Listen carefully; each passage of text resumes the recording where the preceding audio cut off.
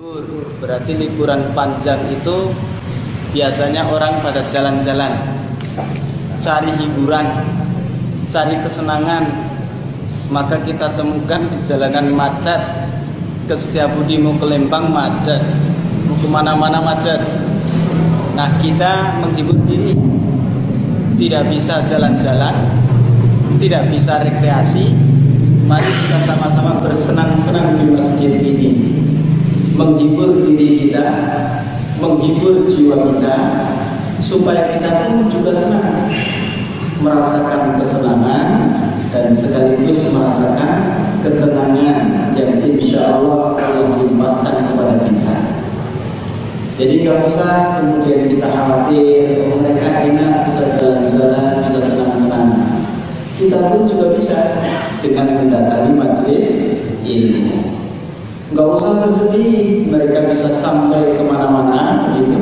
Kita pun juga bisa bahagia dengan cara mendatangi majelis ilmu. Oleh karenanya yang hadir ini semoga semuanya senang. Jangan ada yang bersedih, jangan ada yang berkeluh kesah. Nikmati hidup karena kita di jalan Allah Subhanahu wa ta'ala. Nah, di antara hal yang menyenangkan bagi kita itu apa?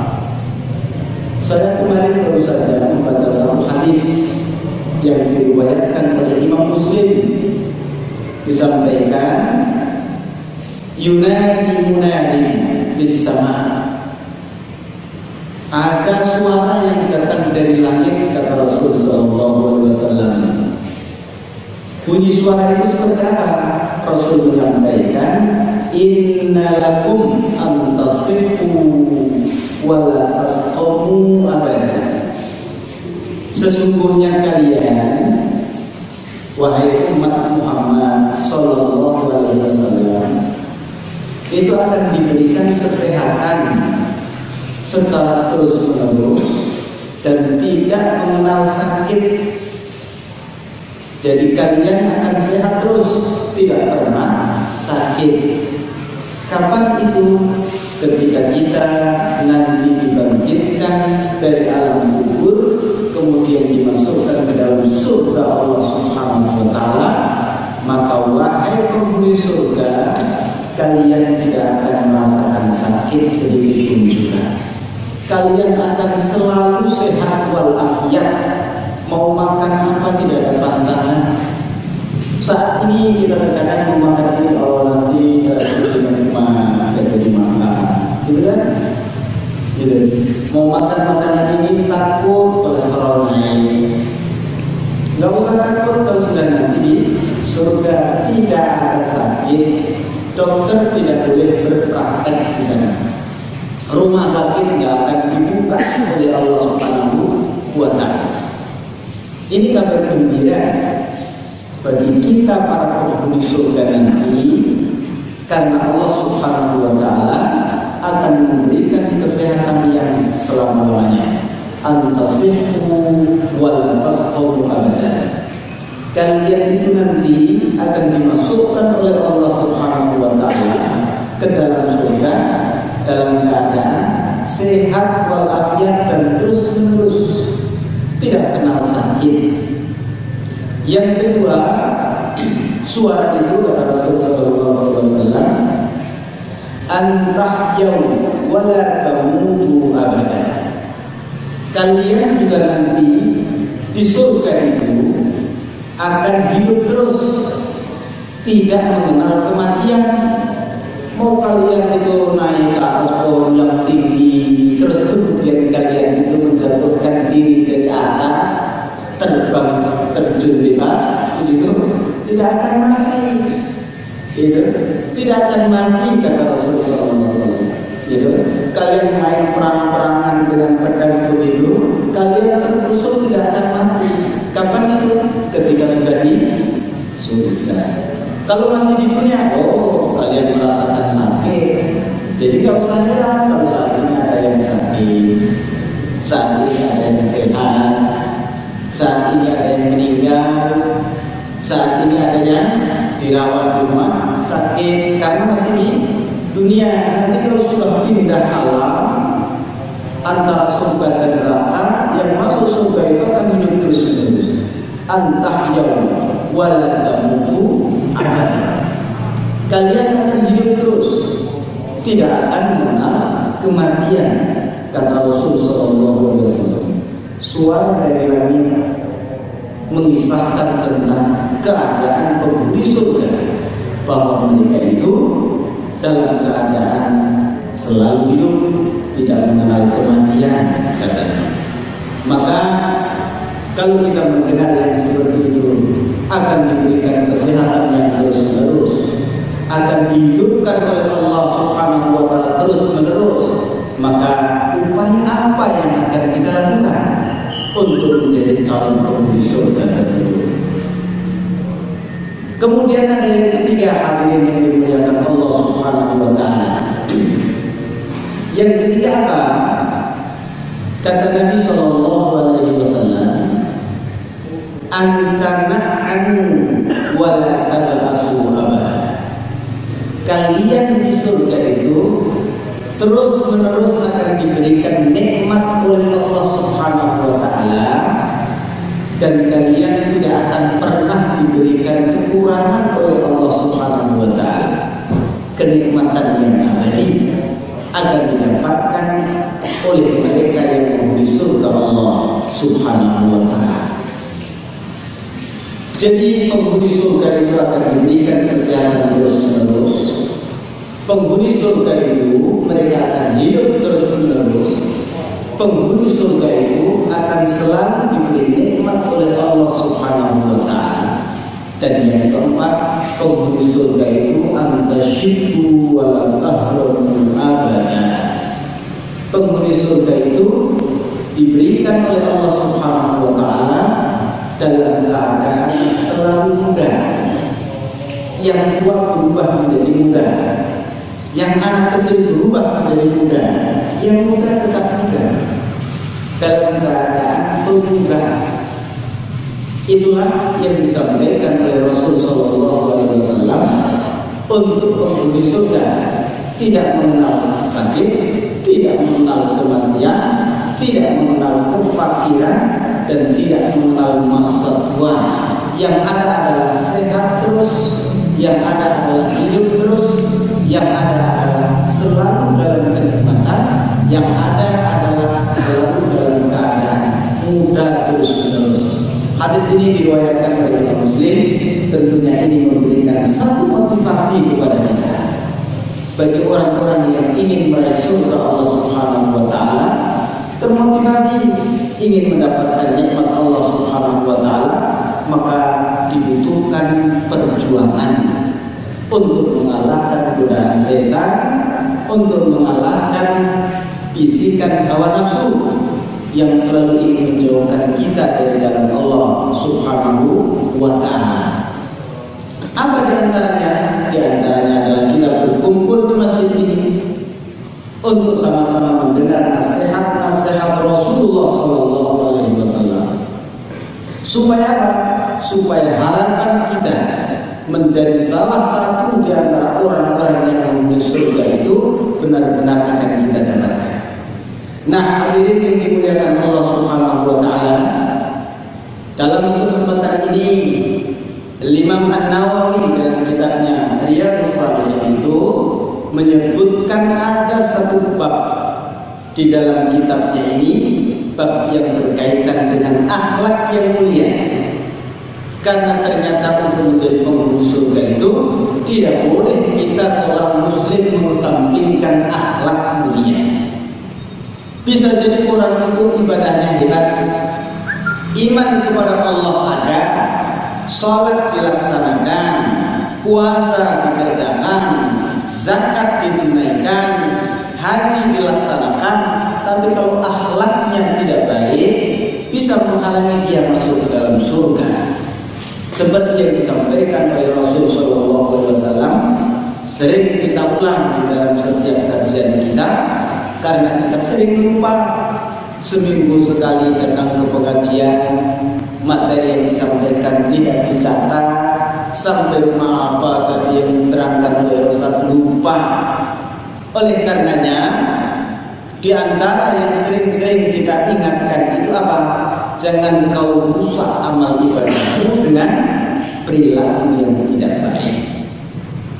Jangan kau rusak pahala ibadah yang telah kamu lakukan dengan akhlakmu yang tidak terpuji. Ucapanmu yang mencaci maki saudaramu itu bisa menghalangimu dari masuk ke dalam surga. Amal perbuatanmu yang mengambil hak orang lain itu bisa menghalangimu masuk ke dalam surga. Oleh karenanya Islam ini datang untuk apa? Memperbaiki keimanan kita, memperbaiki ibadah kita, dan juga memperbaiki akhlak kita. Kalau ibadah bagus, iman bagus, akhlak kita pun juga bagus, maka insya Allah kita nanti di akhirat itu akan lurus jalan kita masuk ke dalam surga Allah Subhanahu wa Ta'ala. Ibu dan bapak yang dimuliakan Allah Subhanahu wa Ta'ala, apa itu akhlak yang disampaikan oleh Rasul Sallallahu Alaihi Wasallam yang dikumpulkan oleh Imam Nawawi rahimahullah? Di antaranya yang disampaikan oleh beliau ada 3 sifat yang sangat penting kita perhatikan. Yang pertama adalah al-hilm, yang kedua adalah al-ana atau at-ta'anni, yang ketiga adalah ar-rifq. Al-hilm orangnya disebut al-halim, at-ta'anni orangnya disebut al-muta'anni, ar-rifq orangnya disebut ar-rafiq. Nah, itu semuanya adalah yang telah dicontohkan oleh Rasul Sallallahu Alaihi Wasallam untuk kita ikuti dan kita laksanakan. Apa itu al-hilm? Al-hilm itu orangnya disebut al-halim. Itu terkadang kita dalam hidup ini dibuat jengkel oleh orang lain. Terkadang orang itu mencaci maki kita, menyalahkan kita padahal kita tidak, menjadikan kita marah atas perilaku orang lain itu, kita menjadi marah. Tapi al-halim itu adalah orang yang mampu mengendalikan kemarahannya. Ketika dia marah tidak serta-merta dilampiaskan. Enak saja dia mencaci maki kita, kemudian kita balas mencaci dia. Enak saja dia menggolimi kita, kita balas menggolimi dia. Oh, itu al-hilm belum masuk di dalam jiwanya. Oleh karena perlu latihan. Terkadang kita ini banyak mengumpulkan ilmu tetapi kurang latihan. Kurang latihan. Sudah tahu bahwa al-hilm akhlak terpuji, sudah tahu bahwa al-hilm itu adalah mampu mengendalikan diri kita untuk tidak marah. Segera marah, kemudian kita balas orang yang mendolimi kita dengan kemarahan. Kata Nabi Sallallahu Alaihi Wasallam, al-hilm itu kamu menahan dirimu untuk tidak segera marah. Kamu kendalikan emosimu, tidak langsung meluapkan emosi, jadi dicegah dulu. Dicegah dulu. Tidak boleh serta-merta atau langsung kita luapkan kemarahan kita, luapkan emosi kita. Nah, ini butuh latihan. Coba dilatih suruh mendengarkan ceramah, itu latihan juga. Ulama sekali udah capek. Nah, itu latihan juga. Nah, ini Bapak Ibu yang dimuliakan Allah Subhanahu wa Ta'ala, dan itu yang senantiasa setiap hari ada di dalam kehidupan kita. Kemarahan bisa muncul dari anak kita, kemarahan bisa dipicu dari pasangan kita, kemarahan bisa dipicu dari jamaah kita, kemarahan bisa dipicu dari pelanggan kita. Gitu, udah diantarin sampai tempat bilang terima kasih saja tidak. Gitu, bayarnya pas, bilang terima kasih saja nggak mau, tapi berlaku seperti tuan, seperti majikan. Nah, kita merasa direndahkan, ada rasa jengkel, tidak suka. Alhamdulillah, itulah calon penghuni surga, mampu mengendalikan rasa marah yang ada di dalam jiwanya. Ini ilmu, tetapi butuh latihan. Semakin sering kita melatih, berarti semakin kita menjadi orang yang benar-benar punya sifat al-hilm itu tadi. Berarti harus sering dicaci maki orang, ya nggak harus seperti itu. Jadi nanti ada orang datang caci maki tidak, apa latihan kesabaran supaya kamu marah atau tidak. Kan pelajarannya al-hilm, ya al-hilm. Berarti apa? Oh nanti ada latihannya apa? Coba caci maki. Dia bisa tak mengendalikan kemarahannya. Oh, kalau niatnya seperti itu, berarti dia itu niatnya untuk menjadikan orang lain marah. Niat yang tidak baik, tidak boleh. Tinggalkan. Yang kedua apa? At-ta'anni. At-ta'anni atau al-anah itu tidak serta-merta ya menghukumi sesuatu, tidak serta-merta menarik kesimpulan. Jadi kalau ada berita, ada ucapan, ya, diterima, tapi tidak serta-merta oh tidak ini. Terus kemudian kita sebarkan.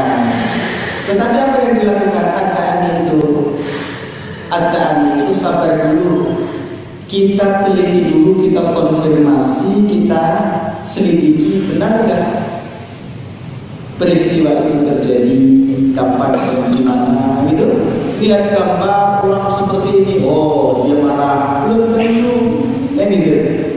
Belum tentu orang mengempalkan tangan itu belum bisa jadi dia itu semangat, bisa jadi dia itu marah, begitu. Nah ini perlu apa? Cross check, cari informasi, tidak gegabah, melihat langsung menghukumi. Itu tidak seperti itu. Kalau at-ta'anni itu dia bersabar, dia itu tidak segera menghukumi sesuatu yang dia lihat atau sesuatu yang dia dengar. Kemudian yang ketiga pada ibu adalah arif. Arifku atau arifin orang itu artinya adalah orang yang berbuat baik terhadap siapa saja.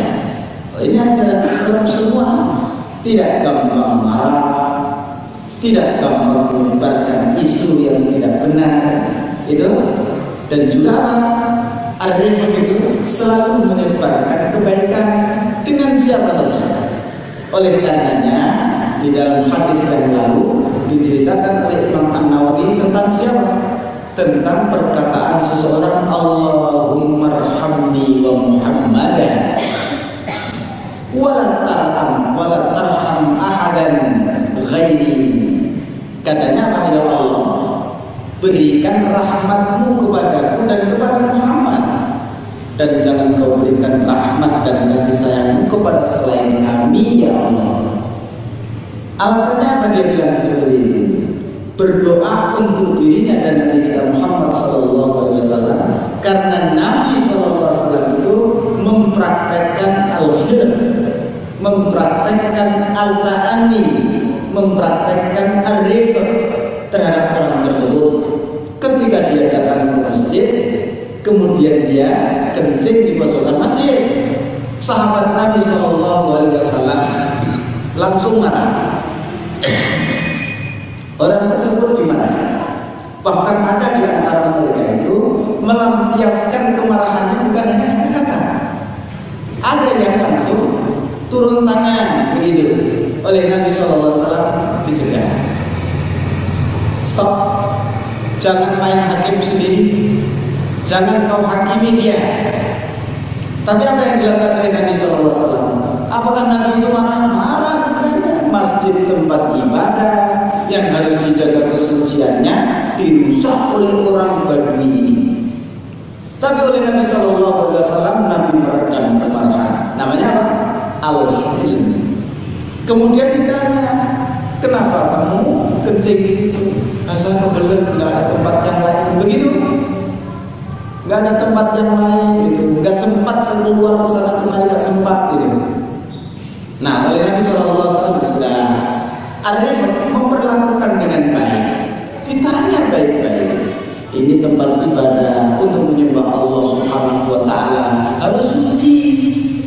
Kalau kamu ingin kencing, gitu, kotor itu najis, jangan di sini. Ditanya, toiletnya belum dibangun, harus oh sekarang sudah. kata Rasul Sallallahu Alaihi Wasallam gitu. Sekarang sudah itu yang di basement, datang ke sana.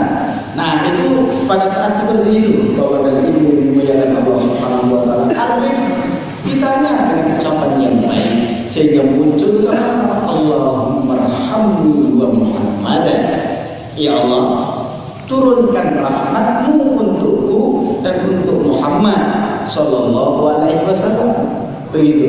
Nah ini adalah contoh perilaku yang baik mendatangkan kebaikan pula. Nah orang tersebut jadi tahu, kemudian esok-esoknya tentunya dia tidak akan mengulangi lagi. Gitu. Nah oleh karenanya terkadang Bapak dan Ibu yang dimuliakan Allah Subhanahu Wa Taala, ketika sahabat-sahabat Nabi itu marah ingin menghardik mereka, Nabi melarang. Karena apa? Karena bisa menimbulkan sesuatu yang tidak baik. Kalau dia di pojokan, maka najis itu terkumpul di sana. Tapi kalau dia dihardik kemudian dia jalan, maka najis itu akan tercecer di masjid itu. Oleh karenanya, oleh Nabi SAW jadi kencing di masjid, di pojokan masjid, jelas itu tidak baik. Tapi kalau dihardik, dia akan jalan kemana-mana, tercecer kemana-mana najisnya itu tambah tidak baik. Oleh karenanya, idzal istama'a al-mafsadani itu fakhud al-akhaf minhuma. Jika ada dua hal, dua-duanya itu tidak baik, maka apa? Dan kita harus mengambil, harus memilih, gitu. Maka pilihlah yang paling ringan mafsadatnya itu, paling ringan bahayanya. Daripada dia kencing kemudian tercacar kemana-mana, mending biar di situ saja, satu tempat. Itu lebih ringan daripada apa? Dia itu dihardik kemudian jalan kemana-mana. Itu masalah sesuatu yang tidak baik.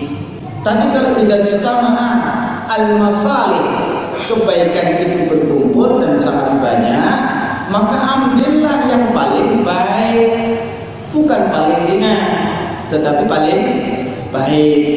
Gitu. Nah ini Bapak Ibu yang dimuliakan Allah Subhanahu Wa Taala, akhirnya muncul kaidah seperti itu. Nah, contoh Rasul Sallallahu Alaihi Wasallam tentang akhlak mulia, memperlakukan orang dengan baik, gitu. Dan seharusnya kita kaum muslimin ini pun juga yang mengharapkan bersama Rasul Sallallahu Alaihi Wasallam mempraktekkan ilmu tersebut. Apa itu? Al-hilm, meredam kemarahan. Tidak gampang tersulut api, gitu. Terus kemudian apa? Tidak mudah menyebarkan sesuatu yang belum kita konfirmasi kebenarannya.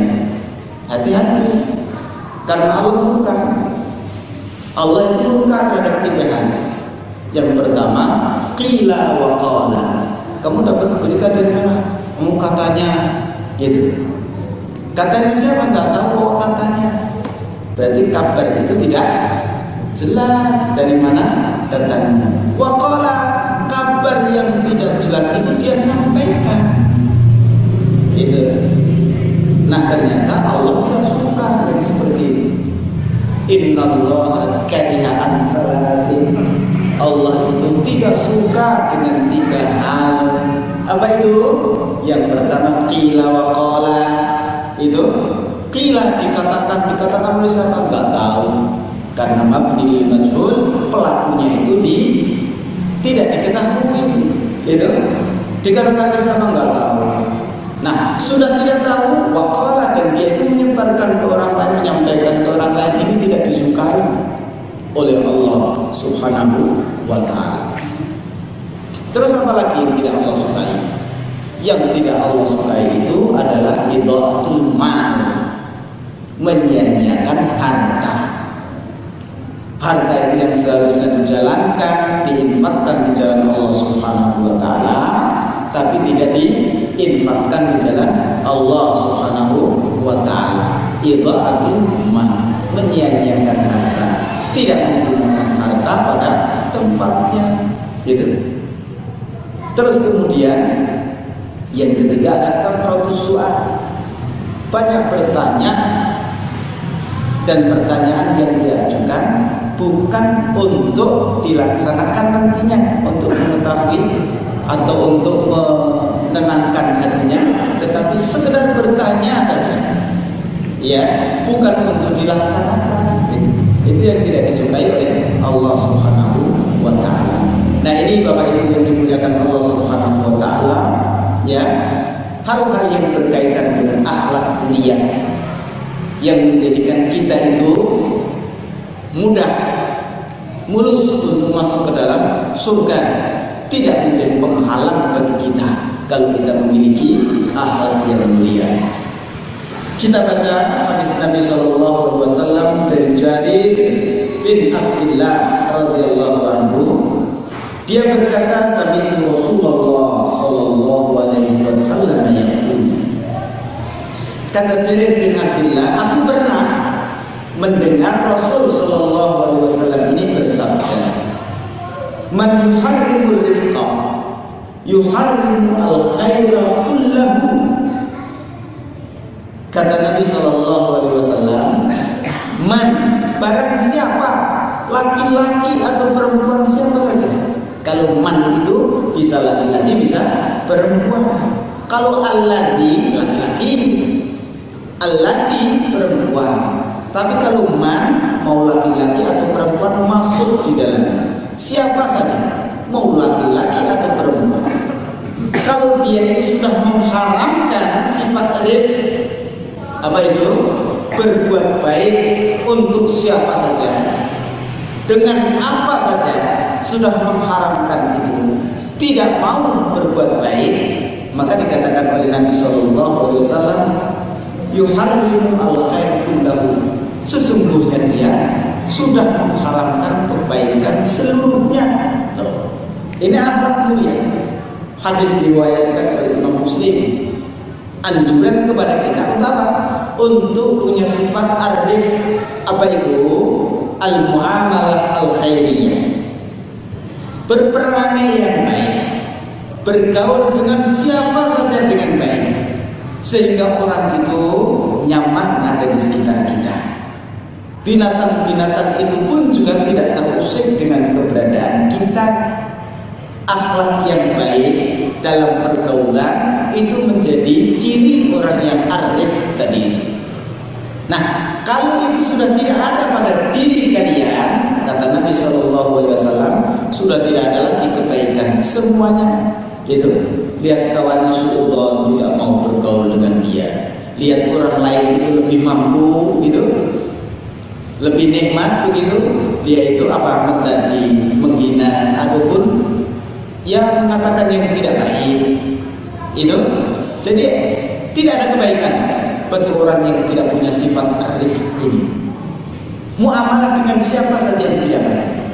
Nah, hadis ini mengajak kita umat Muhammad Shallallahu Alaihi Wasallam, kalau kalian ingin mendapatkan kebaikan yang banyak, maka peliharalah, tanamkan pada jiwa kalian jiwa arif, berbuat baik dengan siapa saja, berbuat baik dengan apa saja. Nanti akan bisa memberikan hadis Nabi Sallallahu Alaihi Wasallam memperlakukan binatang dengan baik walaupun dia harus disembelih. Ini itu apa? Ajaran Islam yang dibawa oleh Nabi kita Muhammad Sallallahu Alaihi Wasallam yang seharusnya menjadi sifat kita sebagai seorang Muslim. Berikutnya dari Abu Hurairah radhiyallahu anhu, anna rajulan qala lin Nabi, ada seorang laki-laki datang menghadap Rasul Sallallahu Alaihi Wasallam, kemudian orang tersebut tidak minta apa-apa, ya, enggak minta harta benda, tidak minta jabatan kepada Rasul Sallallahu Alaihi Wasallam. Yang diminta oleh orang tersebut adalah ausini ya Rasulullah, berikan nasihat kepadaku ya Rasulullah. Ini Bapak Ibu yang dimuliakan Allah Subhanahu wa Ta'ala. Sampai para sahabat Nabi itu datang menghadap Nabi, minta apa? Yang diminta itu nasihat. Supaya apa? Supaya di dunianya itu baik, di akhiratnya juga baik. Itu yang diminta oleh sahabat Nabi Sallallahu Alaihi Wasallam. Nah, kita diberi nasihat supaya baik di dunia, baik di akhirat, susahnya minta ampun, mereka datang mencari Rasul sallallahu alaihi wasallam. Minta diberi nasihat supaya selamat di dunia, selamat di akhirat. Ini mau diselamatkan di dunia dengan nasihat Allah, tidak mau. Diselamatkan dari adab Allah nanti di akhirat juga tidak mau. Ini kita manusia saat ini. Itu diberi nasihat itu udah telinganya itu merah panas, hatinya itu menjadi nanti kalau saya dengerin ceramah yang ada apa? Ketersinggungan. Ceramah juga tersinggung, kalian ngantuk. Gitu. Kalau ceramah memang disinggung supaya sampai ke hati seperti apa, supaya bisa diterima ilmu ini sampai seperti apa, itu disinggung begitu. Supaya apa? Supaya ilmu ini sampai, supaya risalah Rasul sallallahu alaihi wasallam ini bisa dimengerti oleh umat. Ini jadi mereka datang. Salah seorang sahabat datang kepada Nabi yang diminta itu nasihat. Tuh, yang diminta nasihat, yang diminta doa, yang diminta adalah petua, yang diminta adalah tausiah. Itu datang ke Rasul sallallahu alaihi wasallam. Ternyata apa? Rasul sallallahu alaihi wasallam itu menyampaikan ketika dia bilang, "Ya Rasul, nasihati saya ya Rasulullah." Rasul sallallahu alaihi wasallam mengatakan, "La taghdab." Nasihatku untukmu, kamu tidak boleh marah, jangan marah. Itu kalau saya menyampaikan nasihat ini, kamu tidak boleh marah. Kalau bermanfaat lakukan, begitu. Kalau tidak bermanfaat tinggalkan. Gitu. Kalau manfaat silakan lakukan. Dan ternyata Rasul SAW itu diturunkan oleh Allah, diutus oleh Allah Subhanahu Wa Taala, tidak diturunkan untuk menjadi pemaksa kamu harus ikut, tidak. Silakan kamu pikirkan, kamu renungkan, kamu ikuti. Lantas jangan marah. Nah, tentunya marah itu pada tempatnya. Kemudian orang tersebut tanya lagi, "Ya Rasulullah, nasihati saya." Kata Rasul, "Jangan jangan marah." Ya Rasul, lebih tinggi dia. "Aku minta nasihat ya Rasul." Rasul mengatakan, "Jangan keras-keras." Kalau orang sini bilang apa? Jangan ngegas. Suara yang keras itu kayak mau baru, jangan ngegas gitu. Oh tidak, jadi nasihatku untukmu supaya kamu tidak marah. Kenapa? Karena marah itu ya disampaikan, dikatakan marah itu adalah jamrah min jamratin. Nah, adalah satu bara api neraka yang dilemparkan ke dalam jiwamu. Ya, nah ini sehingga jangan marah kamu gitu. Nah ini wasiat Nabi SAW kepada orang tersebut, karena mungkin Rasul tahu orang itu suka marah, kesenggol gitu, apa? Marah, bukan matanya saja, kadang tangannya juga bereaksi. Itu bukan hanya mata dan tangan, kadang mulutnya juga bereaksi, padahal cuma kesenggol kakinya, kaki sama kaki gitu.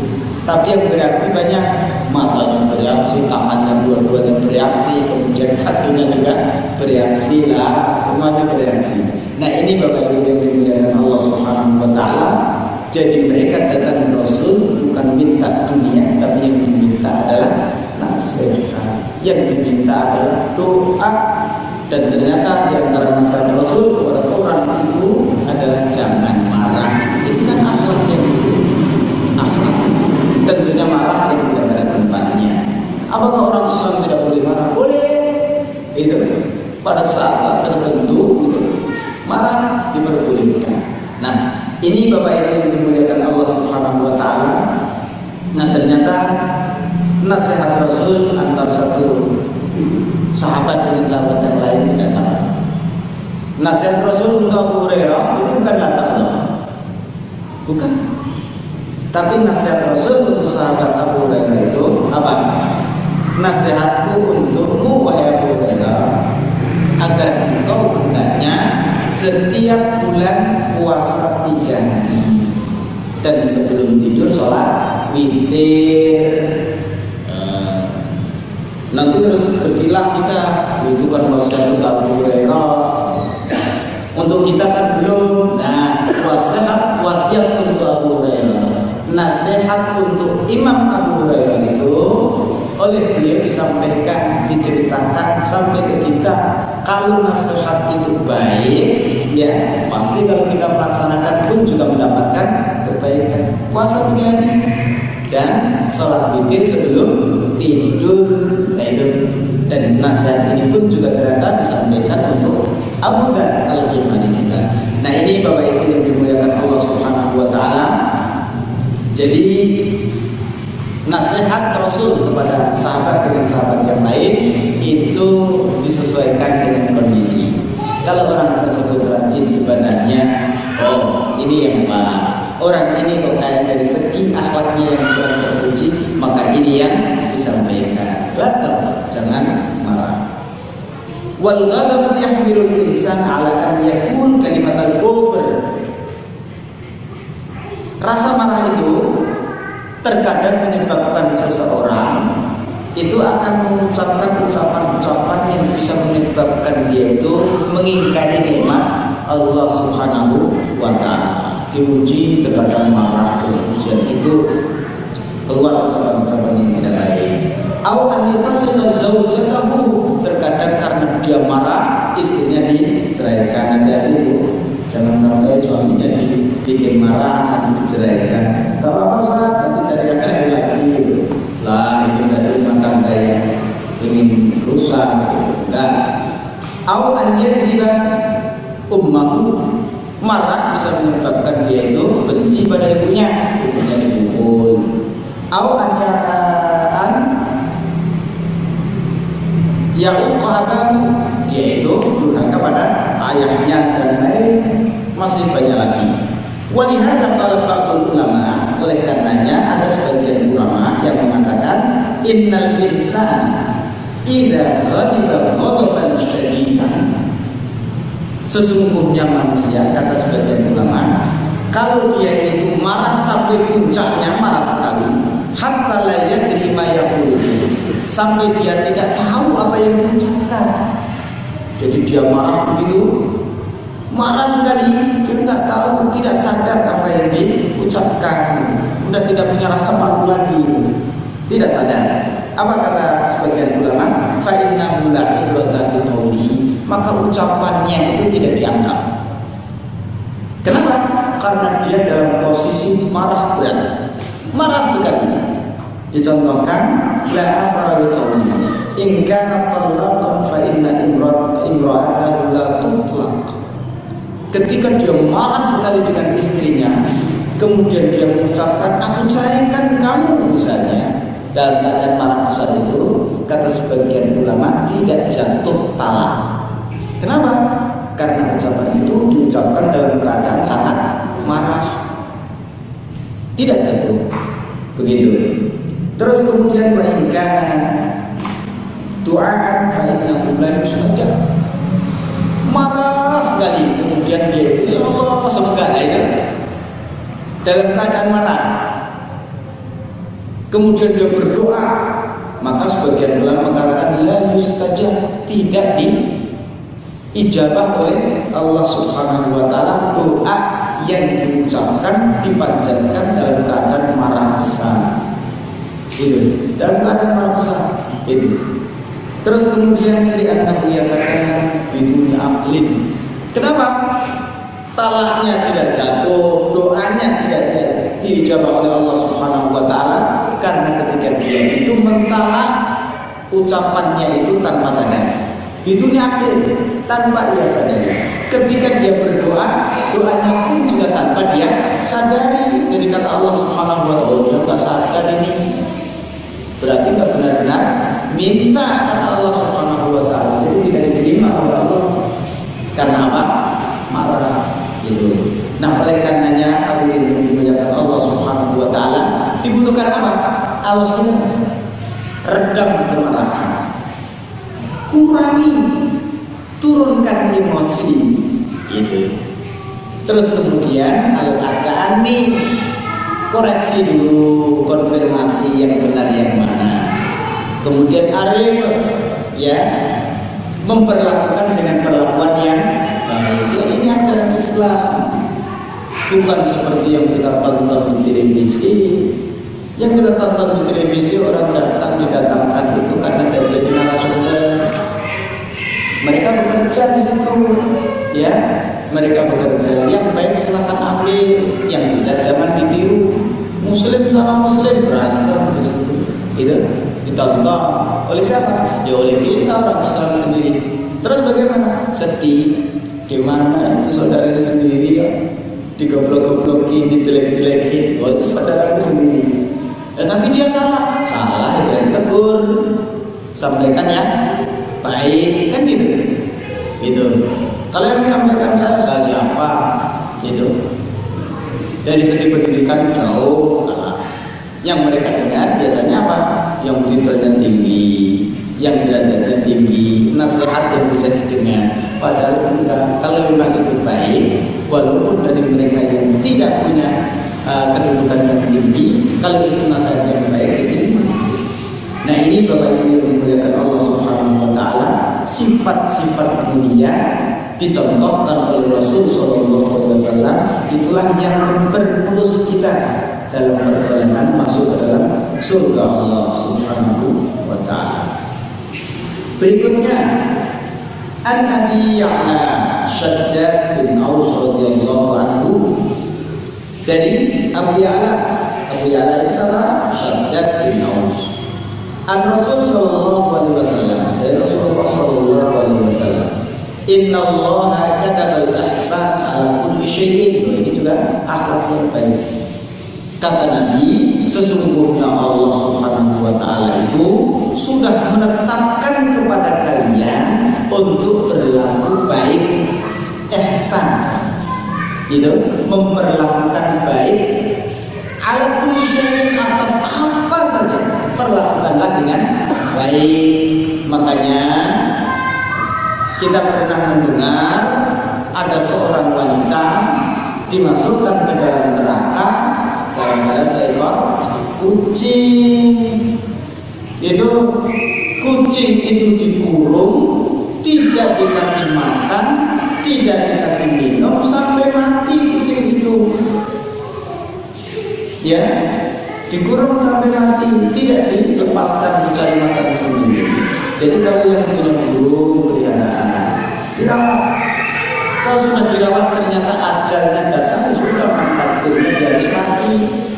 Tapi kalau burung itu dikurung walaupun kurungan emas, tapi makanan tidak disediakan, minuman tidak disediakan, terus kemudian dia itu berjantan, betinanya tidak ada, gitu. Tapi jadi itu menjadi penghisap kita nanti di akhirat.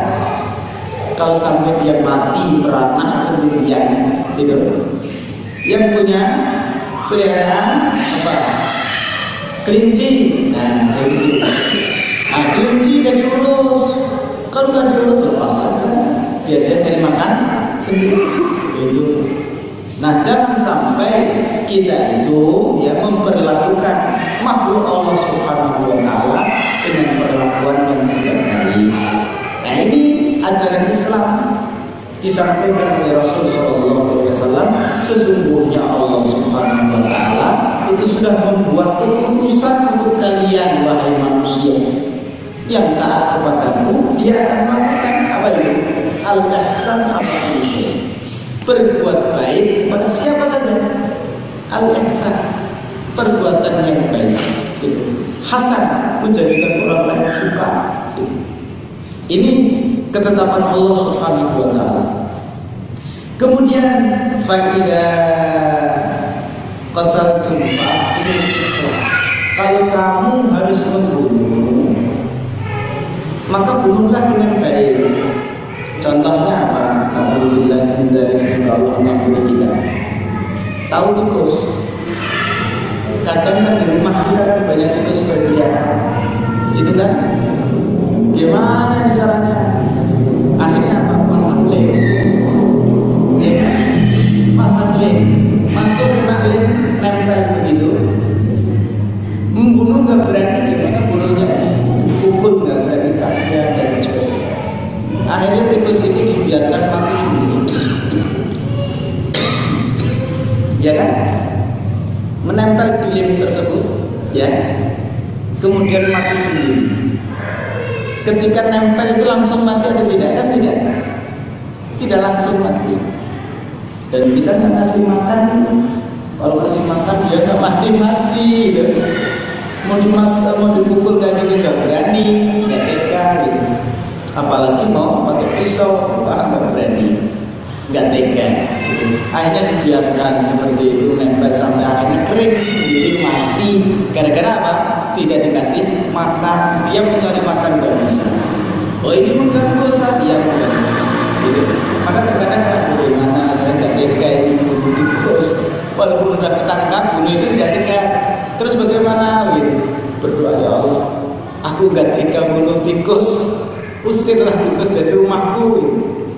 Ya alhamdulillah, kadang juga hilang sendiri, kadang datang lagi. Doa lagi. Gitu. Nggak tega. Itu tikus. Atau nanti di akhirat, alhamdulillah, semoga Allah mengampuni. Pasti di antara kita ada yang pernah melakukan tikus itu. Iya kan? Kalau udah dikasih makan nggak mati-mati gitu. Ya biarin saja kita nempel di diri tersebut.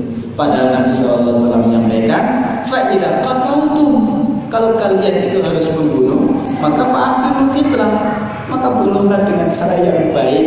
Cara yang baik itu ada dua kemungkinan. Bunuhlah sesuai yang Allah syariatkan. Gimana cara membunuh? Begitu. Nggak boleh cincang-cincang misalnya. Gitu.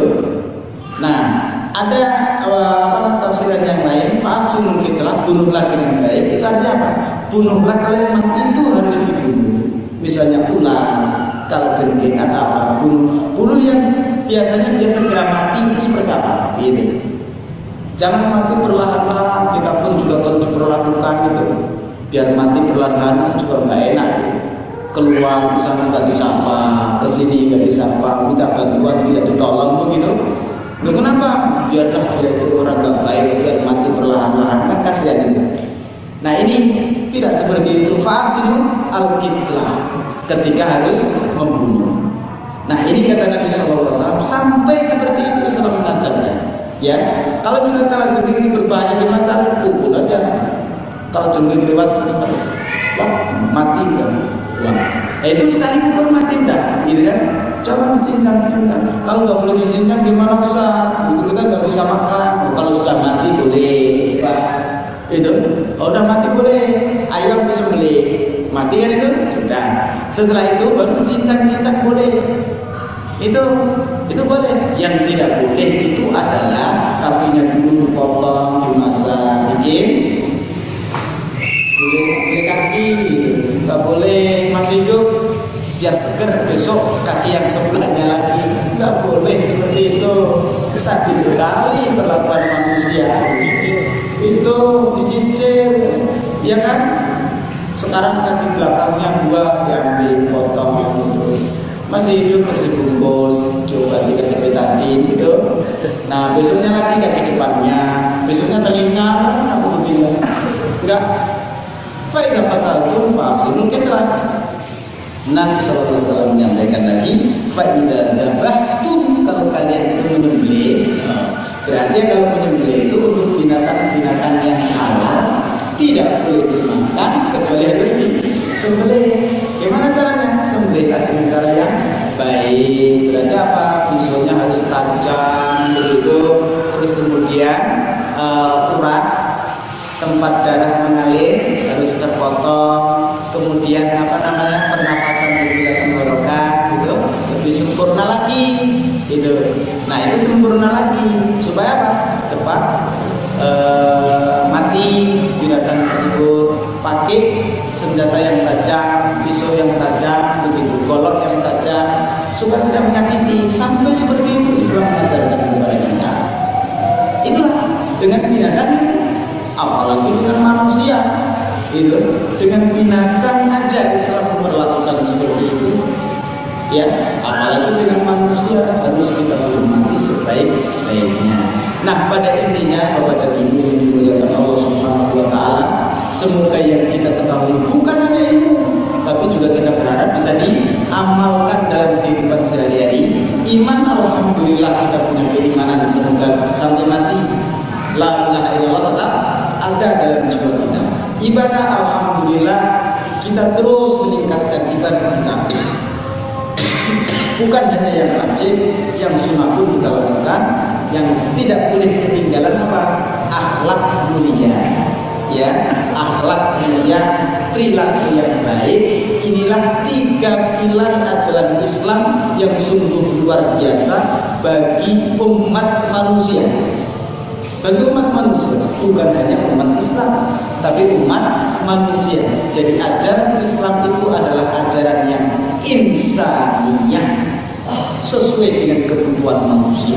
Ajaran Islam itu adalah ilahiyah, yang insaniyah ini datang dari Allah Subhanahu wa Ta'ala, dan ajaran Islam itu syumuliyah, menyangkut seluruhnya, dan ajaran Islam itu adalah terus menerus berlaku sampai hari kiamat. Nah, ini Bapak Ibu yang dimuliakan Allah Subhanahu wa Ta'ala, untaian nasihat Rasul sallallahu alaihi wasallam untuk kita, supaya kita ini selamat di dunia dan juga kita selamat di akhirat, bahagia di dunia dan juga bahagia di akhirat.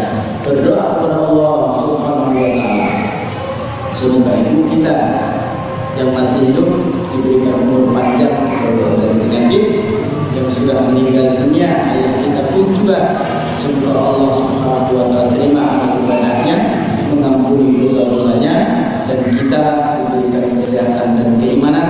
Anak-anak kita jadikan anak-anak yang sehat, soleh dan solehah, dan semoga Allah Subhanahu wa Ta'ala limpahkan kebahagiaan baik di dunia maupun di akhirat. Amin ya rabbal alamin. Subhanallahumma wa bihamdika, asyhadu an la ilaha illa anta, astaghfiruka wa atubu ilaik. Wassalamualaikum warahmatullahi wabarakatuh.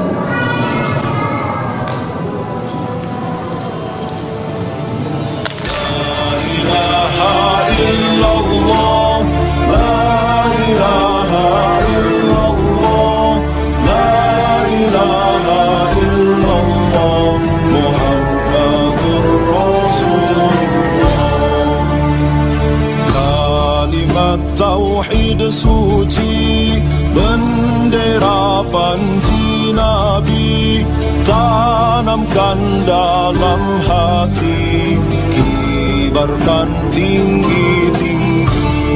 La ilaha illallah, la ilaha illallah, la ilaha illallah, Muhammadur bendera suci bersama panji Nabi, ayo jaga NKRI dari para pembenci. La ilaha illallah, la ilaha illallah, la ilaha illallah, Muhammadur Allahu Akbar, Allah Allahu Akbar, Allah Allahu Akbar, Allahu Akbar walillahil hamd.